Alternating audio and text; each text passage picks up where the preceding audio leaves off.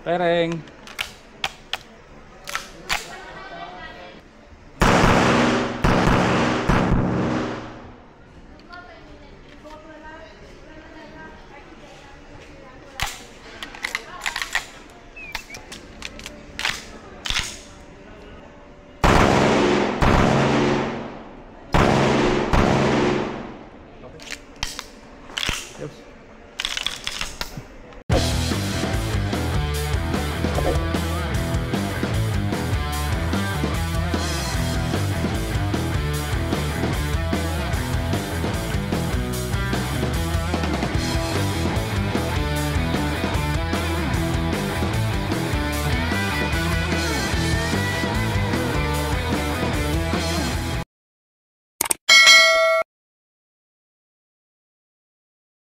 Yan guys, magandang araw po muli sa ating lahat at nagbabalik na naman po ang inyong lingkod, Jessar Medinilla Gun Shooting Channel. Another vlog content na naman po tayo ngayon.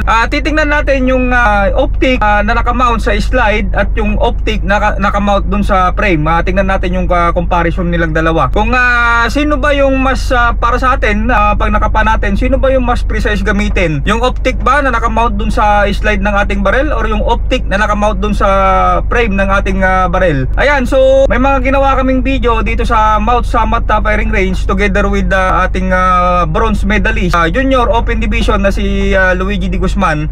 Ayan, so panoorin po muna natin guys itong video na ginawa namin at saka ako babalik at magko-comment lang tayo, sa summary lang natin yung aming mga napag-usapan. Ayan guys, so panoorin natin yung video. Kung papakita namin sa video kung paano yung galaw ng dalawang optic. So bago po yan, may kasama po ako dito na ka-member ko po sa Bataan Shooters Gun Club. Pakilala sila sa ating mga viewers. Luigi. My name is Luigi De Guzman po, Open Junior Shooter po ng Batas po. Ayan. So guys, si Luigi po ang mag-i-explain sa atin yung comparison ng dalawa. Ayan, so go ahead Luigi. So unang-una Luigi, siguro mas maganda banggitin muna natin kung ano yung optic nitong CC Shadow 2 at yung optic ng Open natin.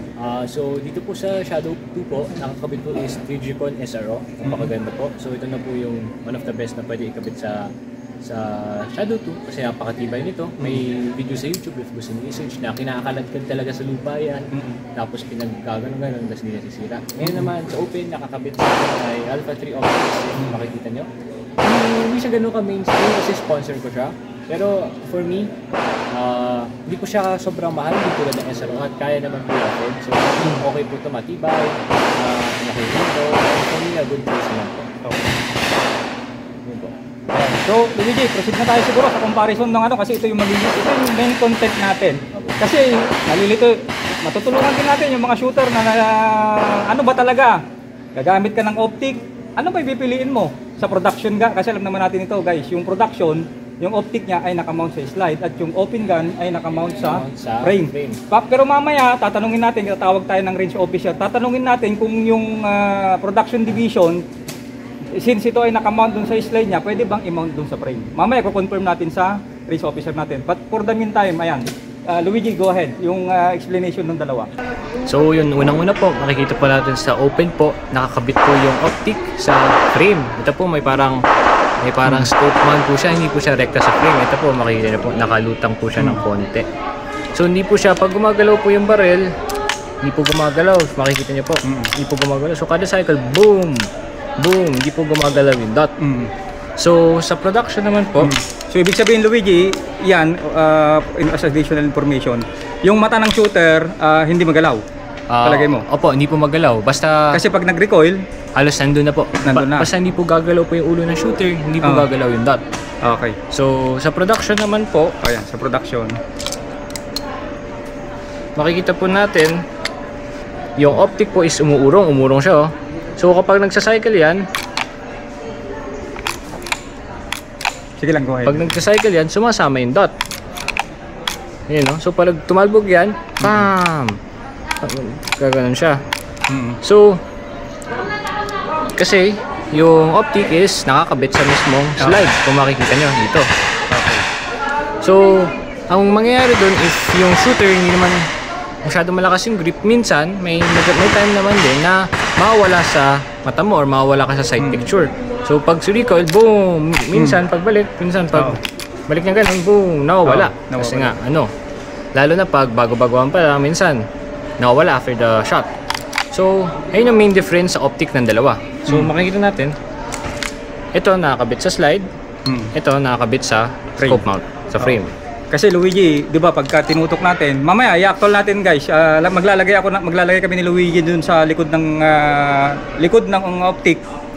Maglalagay kami ng camera para makita yung pag-angat po nito. Kasi pag umangat po ito, nag-slide, sabi ni Luigi kanina, umangat. So nakaka-interrupt dun sa mata ng shooter dahil yung optic mo aangat din siya. Opo. Ayan. So, as additional information, Luigi, i-actual na natin. I-actual na natin. Ayan, guys. So, i-actual natin para makita natin yung explanation ni Luigi. Pereng.